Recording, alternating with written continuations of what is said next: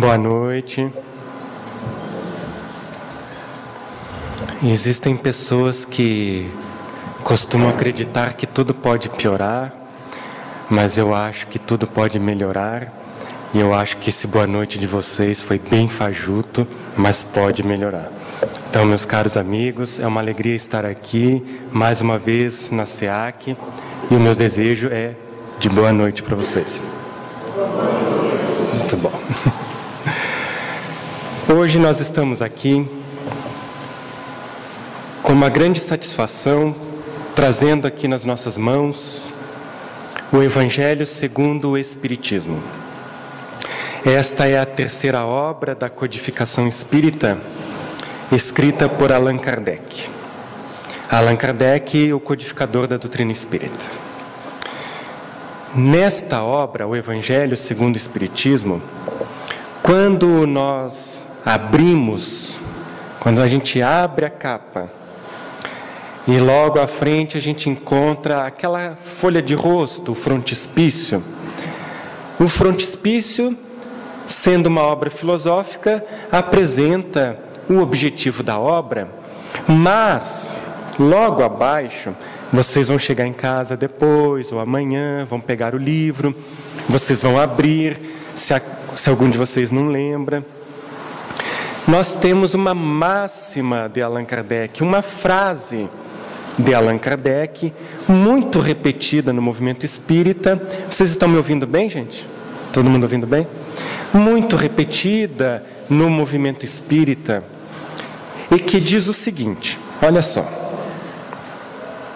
fé inabalável só é a que pode encarar frente a frente a razão em todas as épocas da humanidade. Então é assim que ele abre o livro. É como se ele dissesse a que veio este livro. Ou a gente até poderia ousar dizer como se ele quisesse nos falar a que veio a doutrina espírita. Vamos analisar então com calma esta frase, esta afirmação de Allan Kardec, para ver se a gente consegue compreendê-la um pouquinho melhor. Ele diz então da fé inabalável. Vamos por partes. Fé inabalável. Vamos pegar alguns exemplos. Pegar um exemplo bem concreto. Vocês conhecem, já ouviram na TV falar de usinas nucleares? Já? Imagine uma usina nuclear. Agora imagine essa usina nuclear lá no Japão. Porque se eu disser que é no Brasil, vão dizer que porque foi mal feito e não sei o quê. Imagina uma usina nuclear japonesa. Elas são grandes. Elas produzem muita energia. É uma obra grande. Eu quero perguntar para vocês, balança a cabecinha aí. Vocês acham que a usina nuclear é uma estrutura inabalável? Não. Não é. Recentemente, alguns anos atrás, um terremoto aconteceu no Japão, balançou, a usina vazou e foi um Deus nos acuda. Então aquilo é grande, mas não é inabalável. Vamos pegar um exemplo mais subjetivo agora um pouco. Imaginem vocês a Bolsa de Valores. Alguém aqui já ouviu falar da Bolsa de Valores? Todo mundo já ouviu falar. A gente não sabe como é que funciona aquilo, mas todo mundo já ouviu falar. E eu sei também que aquilo é grande. É grande porque lida com muito dinheiro. São bilhões. Temos bolsas em São Paulo, temos Bolsa de Valores em Nova York, no mundo todo. Eu pergunto para vocês, esta estrutura gigantesca da Bolsa de Valores é inabalável? Não é. Não é. Uma crise aqui, outra colar, balança tudo, a crise se instala, porque aquilo não é inabalável. Então, por que esses exemplos assim tão simplesinhos? Para dizer o seguinte, gente. Ele começa a afirmativa dele falando da fé inabalável. Então ele não está falando de uma fé qualquer. Ele está falando de uma fé que se apoia numa base e numa estrutura que é inabalável. Portanto, ela não balança. Ela não titubeia, não fica em dúvida. Então ele começa dizendo: fé inabalável, fé verdadeira, aquela firme, só a que pode encarar frente a frente a razão. Encarar frente a frente. O que é encarar frente a frente? E eu fiquei imaginando, ora, olhar de frente é quando você pode olhar nos olhos, não é? É quando você olha nos olhos, em condições de igualdade, tranquilamente. Isso é encarar de frente.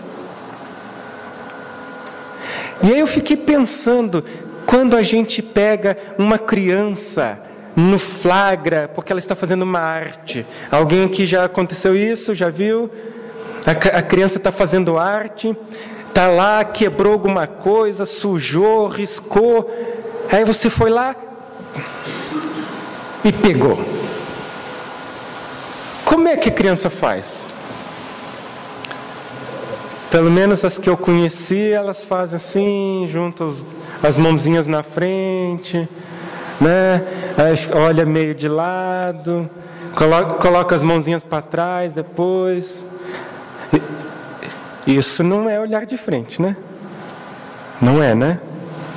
Fez bagunça, já olha de lado. Então, esquece isso. Esquece.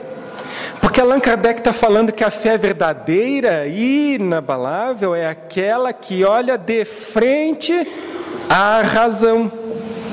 E quando ele diz olhar de frente, ele está dizendo que é uma fé capaz de encarar a razão sem medo. É uma fé capaz de encarar a razão sem vergonha do que vai ver. É uma fé capaz de encarar a razão em condições de igualdade. Então ele diz, fé verdadeira é aquela que olha de frente à razão. Não tem medo de olhar, porque ela não tem medo de se abalar. Ela não tem medo de se abalar com o que vai ver. Em todas as épocas da humanidade. Em todas as épocas da humanidade. E eu vou falar sobre isso mais à frente. Em todas as épocas da humanidade, ele está querendo dizer o seguinte: aquilo que é verdadeiro, gente, aquilo que é de verdade, é verdade sempre. Foi verdade há 1000 anos atrás, é verdade hoje, será verdade daqui a 1000 anos. Às vezes tem coisas que até parecem verdade por um tempo, mas não são. E estas coisas o tempo vai tratando de corrigir. E só permanece o que é verdade. Mas eu volto a falar disso mais à frente. Porque, para a gente entender bem esta frase de Allan Kardec, fé inabalável a que encara a razão frente a frente, nós precisamos fazer uma distinção muito importante. A gente precisa fazer uma separação a partir de agora. Tá? Então eu vou convidá-los para que a gente faça primeiro uma certa separação, que não é o Eloy quem fez, é o codificador da doutrina espírita. Quando ele escreve o capítulo 19, A Fé Transporta Montanhas, aqui neste livro mesmo. O Evangelho segundo o Espiritismo. Quando Allan Kardec escreve o capítulo 19, chamado A Fé Transporta Montanhas, ele faz uma separação, uma divisão. Primeiro, ele apresenta a fé sob um ponto de vista. E depois, ele apresenta a fé sob um outro ponto de vista. Tá? Primeiro, ele fala da fé, aquela fé que está dentro de cada um de nós. Quando a pessoa tem a certeza de que vai conseguir alcançar um objetivo, quando ela tem certeza de que vai conseguir concretizar um projeto, quando ela vai alcançar um sonho que ela almeja, aquilo que ela anseia, ambiciona, e a pessoa tem a certeza de que ela vai conseguir. Então ela tem uma fé natural dentro dela que a torna capaz de superar qualquer barreira mesmo. E por isso, então, disse Jesus, e diz este capítulo, que a fé transporta montanhas. Porque é uma fé capaz de transportar, é uma fé capaz de superar as montanhas das dificuldades, dos preconceitos, da má vontade e etc. Esta fé é bastante exemplificada quando a gente lê o Evangelho, o Novo Testamento, e a gente passa pelos evangelistas, vamos encontrando inúmeros exemplos desta fé. Um exemplo muito comum, bastante utilizado, é aquele caso da mulher com fluxo de sangue. Vocês lembram desse caso?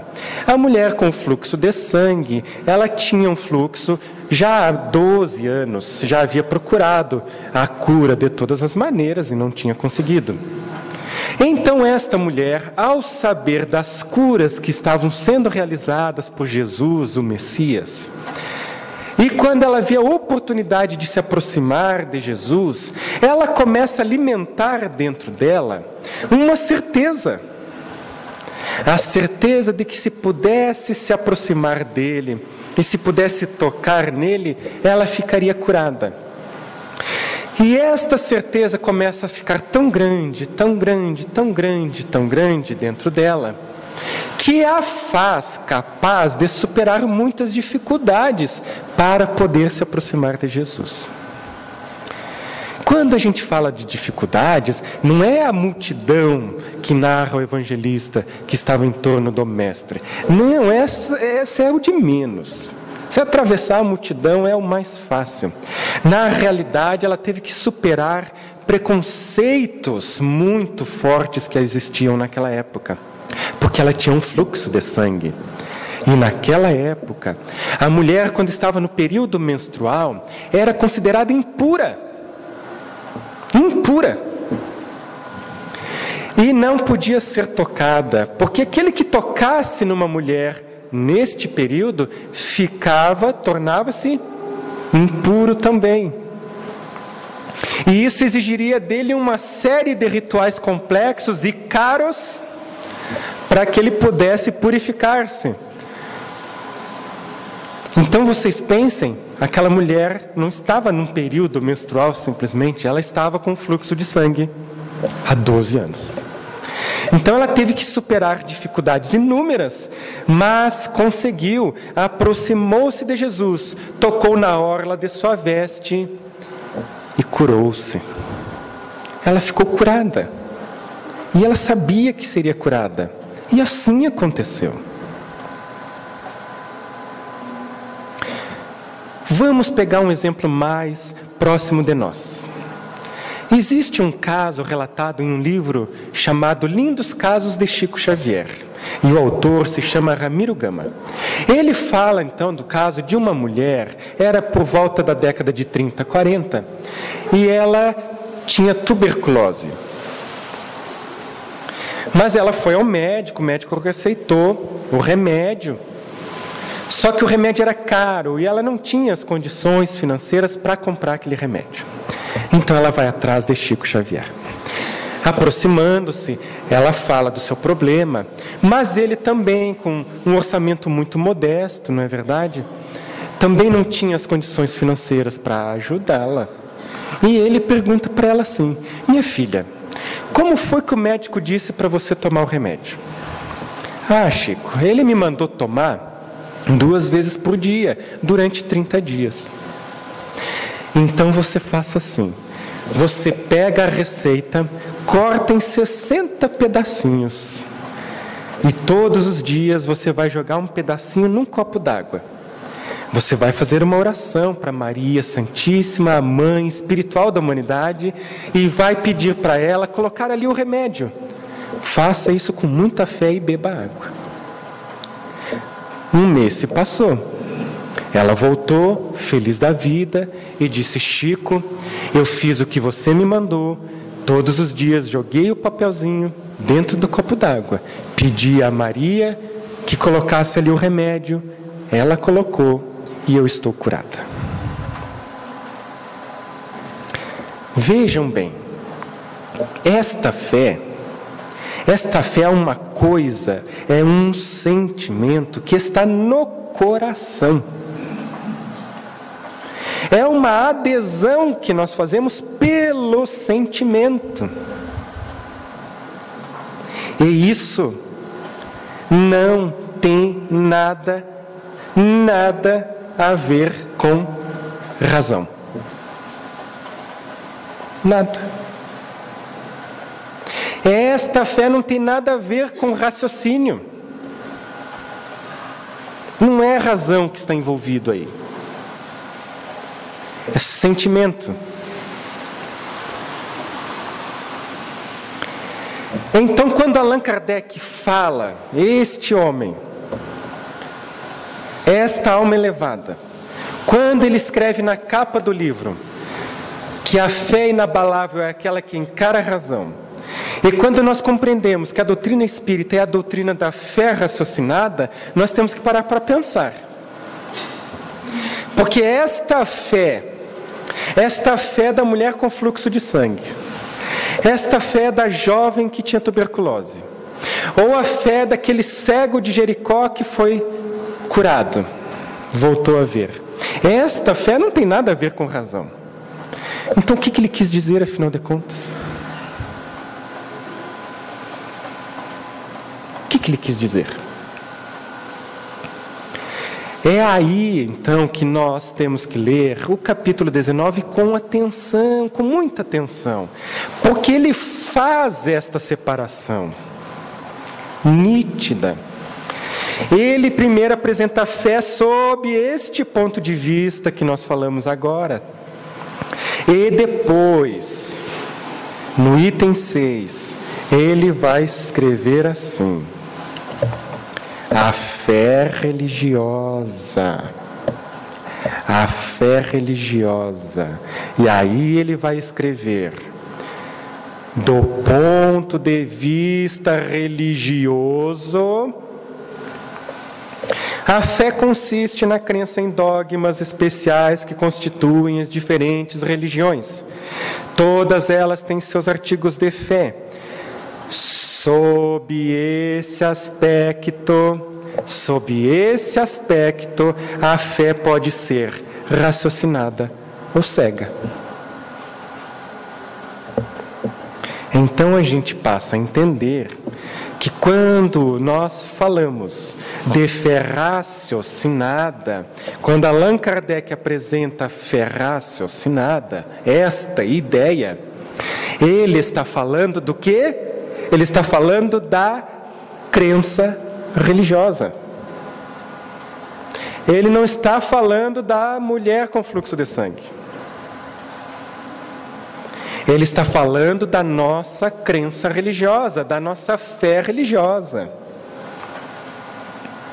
Esta fé religiosa, esta crença religiosa, pode ser cega ou raciocinada. Então, toda vez que vocês ouvirem falar daqui para frente em fé raciocinada, você vai lembrar: opa, fé raciocinada, ele está querendo falar de quê? De crença. Há um tempo atrás, os mais velhinhos, assim, que já passaram dos 30 anos, tem alguém que já passou dos 30? Aqui? Não estou enxergando praticamente. Quem já passou dos 30, talvez vai lembrar que era muito comum há um tempo atrás, quando a gente perguntava assim, quando alguém, perguntava assim, meu amigo, o meu irmão, qual que é a tua fé? Né? E a pessoa dizia, eu sou católico, eu sou protestante. Era, na verdade, qual a fé que ele professava que se estava falando, né? É disso que está falando Allan Kardec quando diz da fé raciocinada. Até aqui, vocês conseguiram entender o que eu estou falando? Então, ele fala da fé raciocinada, ele fala desta crença religiosa, desculpe, e diz que ela pode ser cega ou raciocinada. E ele vai além. Ele diz assim, que a fé cega, ou seja, a nossa crença religiosa cega, é aquela que não examina nada, é aquela que não verifica nada, ela aceita tudo, sem parar para pensar. Tem algum problema de eu aceitar tudo sem parar para pensar? Sem verificar? Vocês acham que isso tem algum problema? Sabe aquela vizinha, aquele vizinho assim que você adora? Você acredita em tudo que ele fala? Você não para para pensar no que ele diz? Quando você liga a TV, você acredita em tudo que a pessoa fala? O jornalista? Não, né? Porque você sabe que não pode ser assim. Então, na fé cega, nós temos esse problema. Porque quando nós aceitamos sem verificação, a gente vai ouvir muitas coisas boas, vai aceitar muitas verdades, mas também vai aceitar muitas mentiras, muitas fantasias. Quanto mais racional for a pessoa, mais difícil se torna para ela aceitar, sem verificar. Mais exigente ela se torna a respeito dos princípios da sua crença religiosa, da sua fé. Ela não aceita os princípios da sua fé sem entender por quê.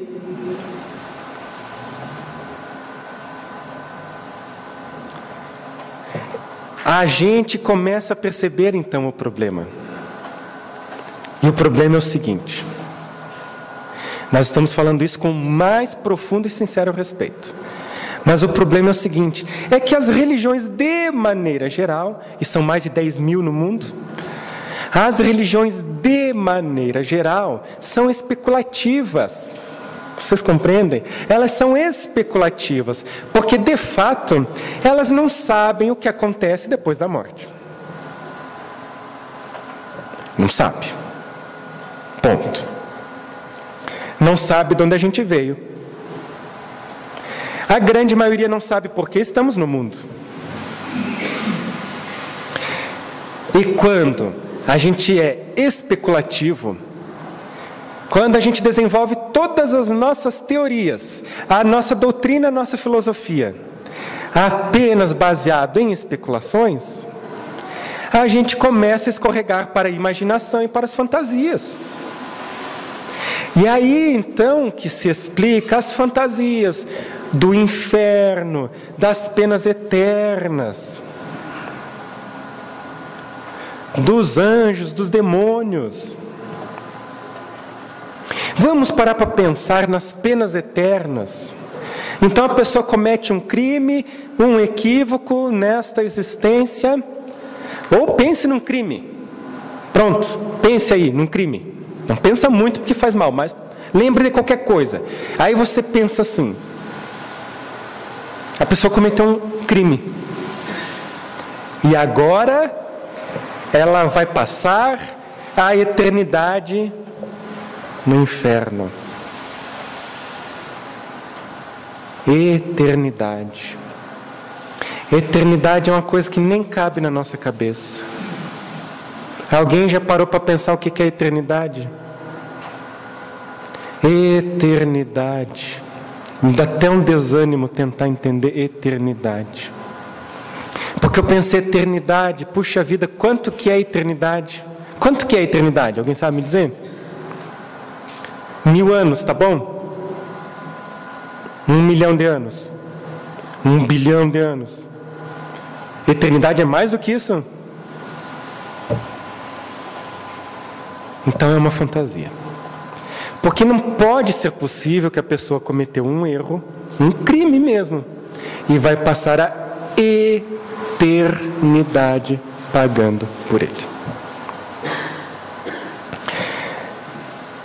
Quanto mais racional a pessoa, mais difícil ela aceitar estes princípios sem questionar.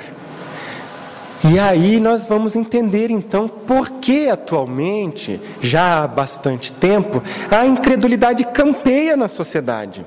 E muitas vezes nós temos que dar o braço a torcer, não é por culpa da pessoa apenas, mas é porque ela tem uma fé religiosa, ela tem uma crença, ela professa uma religião.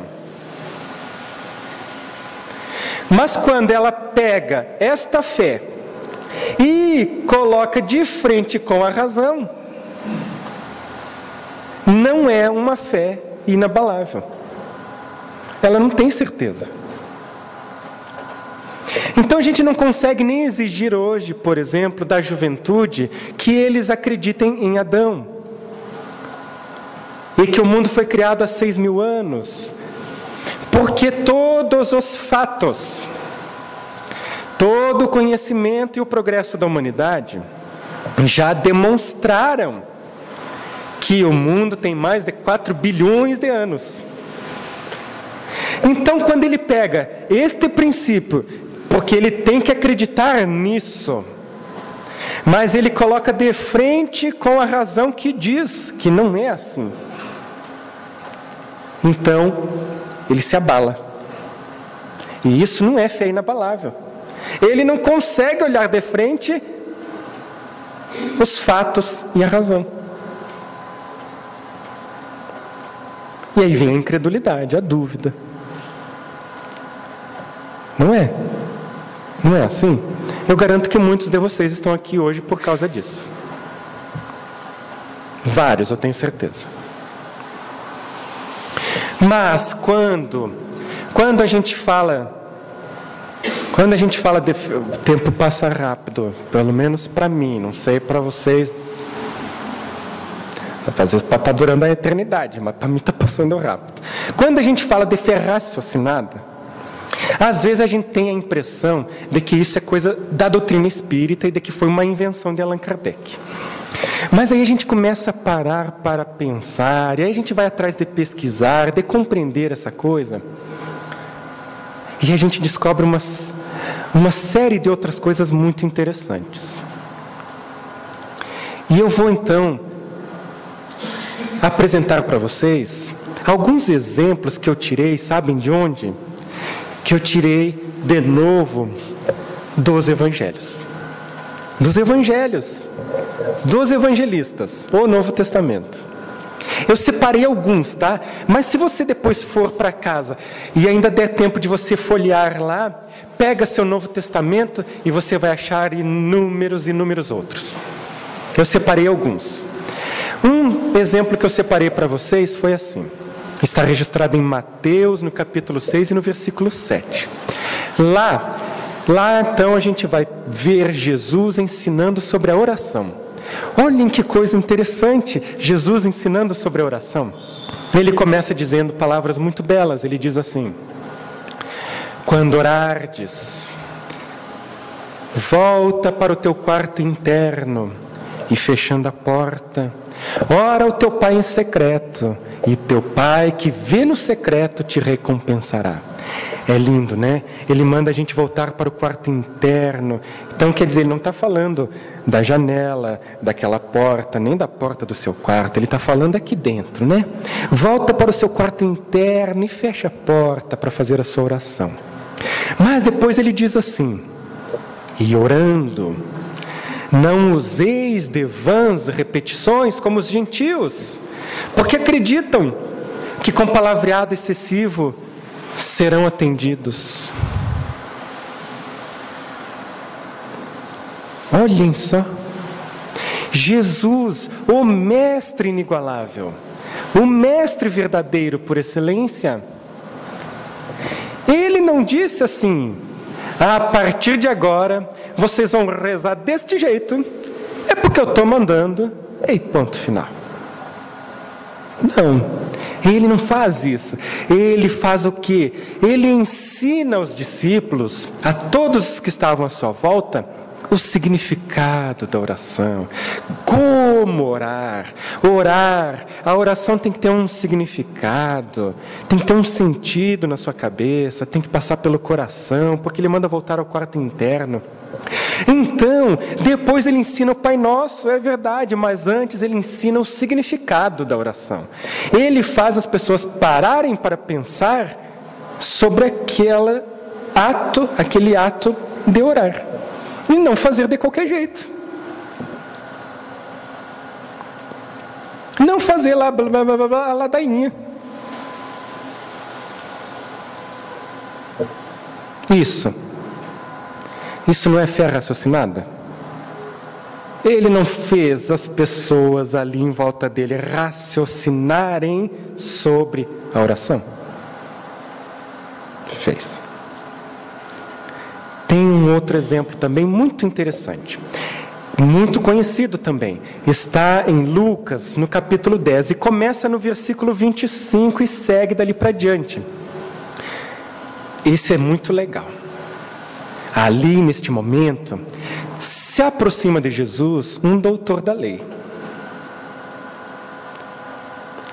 E este homem pergunta para Jesus assim: Senhor, mestre, o que eu devo fazer para herdar a vida eterna? Uma pergunta interessante, né? E Jesus, sendo um mestre, muitas vezes responde com outra pergunta. Vocês vão perceber isso, né? E ele então ele faz uma outra pergunta. Mas é pior do que isso, porque ele fez duas perguntas, na verdade. Ele perguntou em seguida, para o mestre da lei, ele perguntou: o que está escrito na lei? E ele faz a segunda pergunta: como a lês? Porque é claro que ele era um doutor da lei e sabia decor, mas Jesus faz a segunda pergunta, ele quer saber como a lês. Como você lê o que está escrito, como você entende, como você interpreta aquilo que está escrito.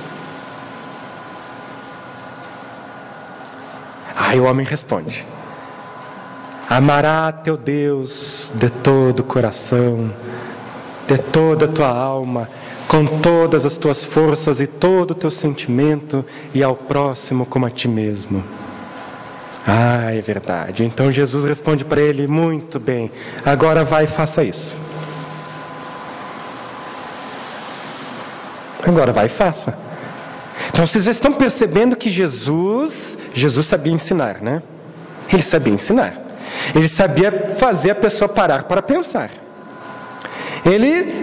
Você sabe decor, agora você faz.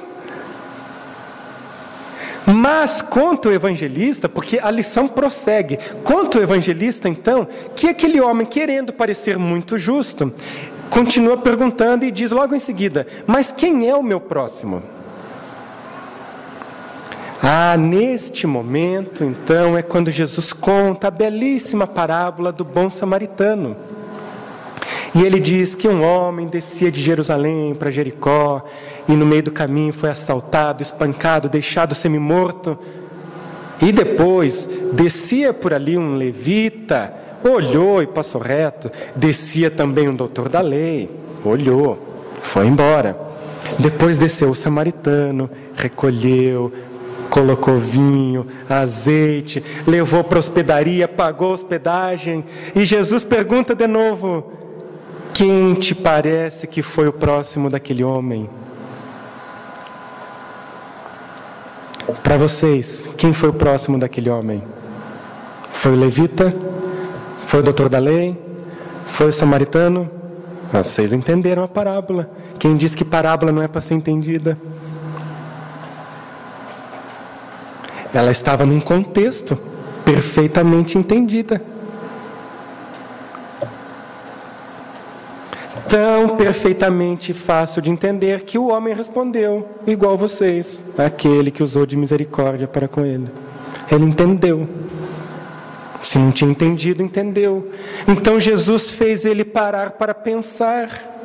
Contou uma parábola, que é uma maneira de você chegar naquele ponto sem ir assim em linha reta.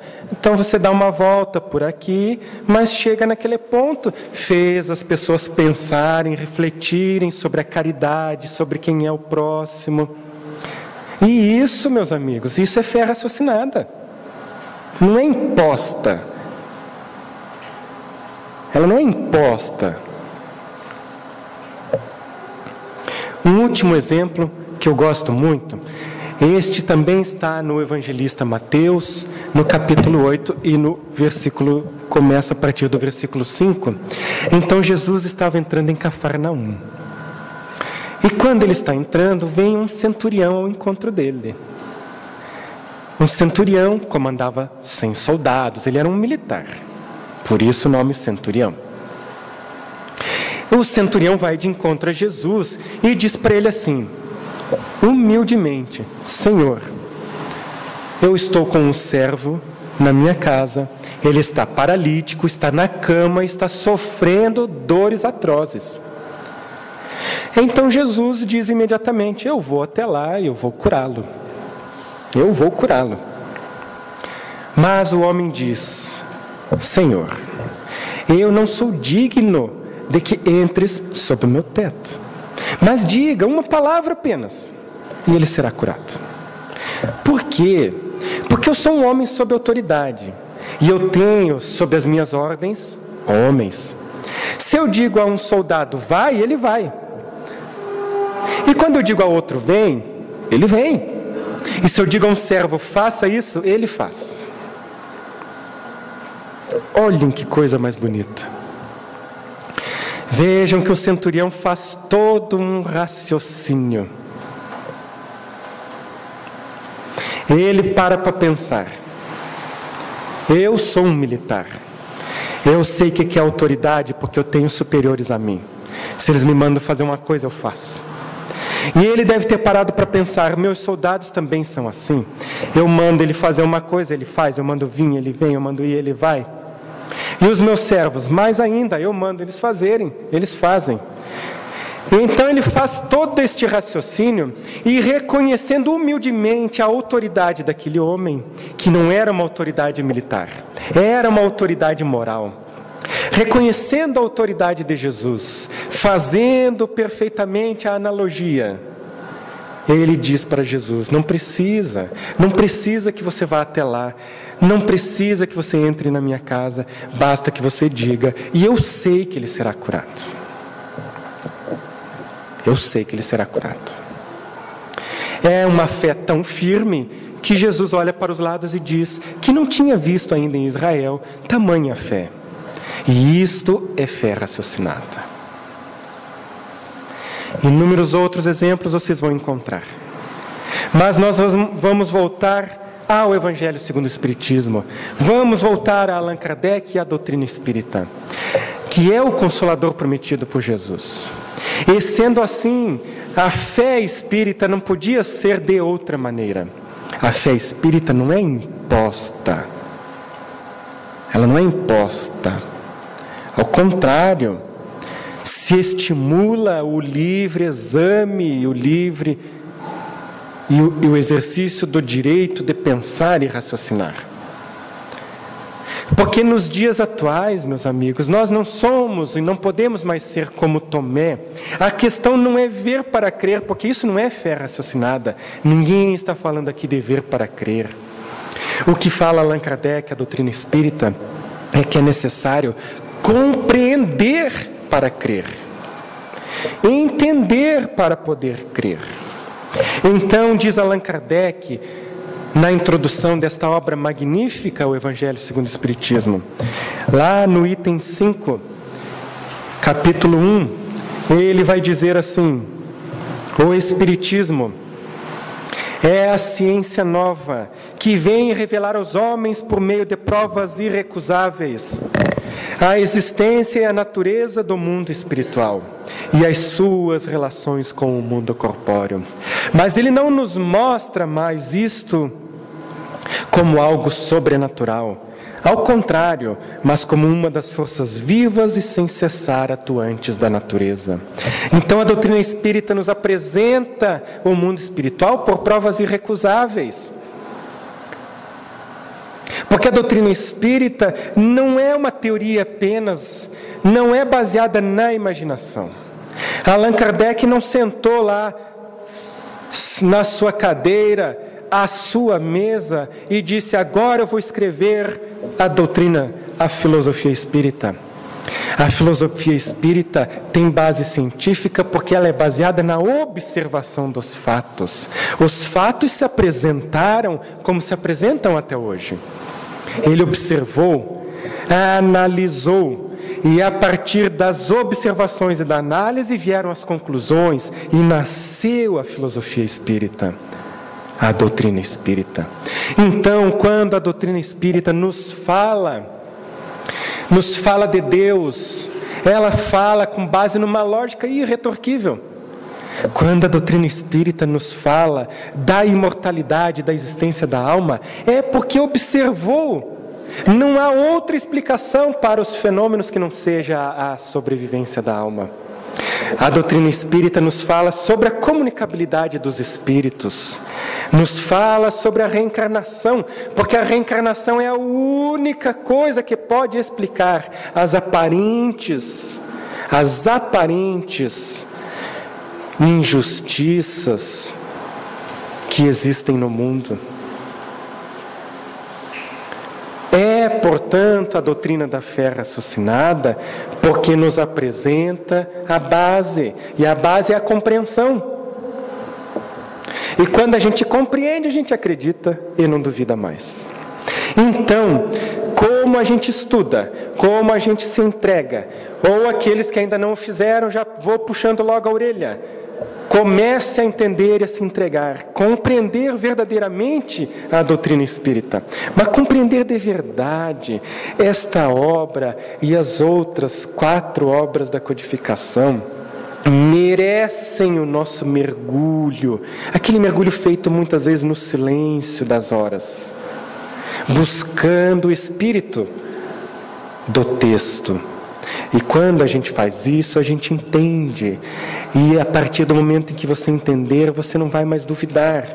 Então é necessário dizer isso, porque de repente alguém vai dizer para você assim: mas a ciência até agora nunca provou a reencarnação. E aí? O que você faz?